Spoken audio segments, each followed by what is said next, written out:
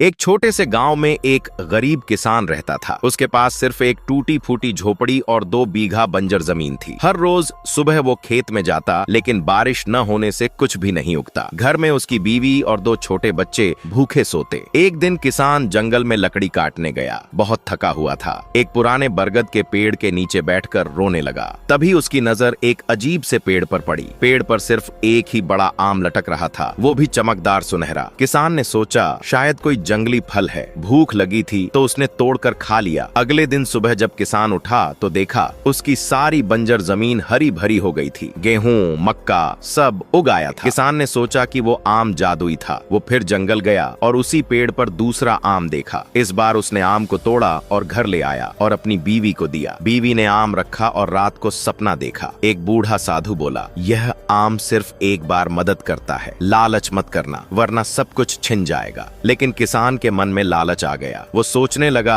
अगर रोज एक आम मिले तो मैं अमीर बन जाऊंगा। अगले दिन वो फिर जंगल गया। इस बार पेड़ पर 3 आम थे। उसने तीनों तोड़ लिए। अगली सुबह जब वो उठा तो देखा उसकी सारी फसल सूख कर मर चुकी थी। जमीन फिर बंजर हो गई। घर में अनाज का एक दाना भी नहीं बचा। बच्चे रो रहे थे। किसान समझ गया कि उसने लालच किया था। वो फिर जंगल गया और पेड़ के पास खड़े होकर माफी मांगने लगा। तभी हवा में एक आवाज आई, लालच इंसान को अंधा बना देता है। जो मिला है उसमें संतोष करो। मेहनत से जो कमाया वही सच्चा खजाना है। किसान रो पड़ा। उसने वादा किया कि अब कभी लालच नहीं करेगा। अगले दिन से वो फिर मेहनत करने लगा। धीरे धीरे उसकी मेहनत रंग लाई। छोटी छोटी फसलें उगने लगीं। गांव वाले उसकी मेहनत देखकर मदद करने लगे। कुछ साल बाद किसान का परिवार खुशहाल हो गया।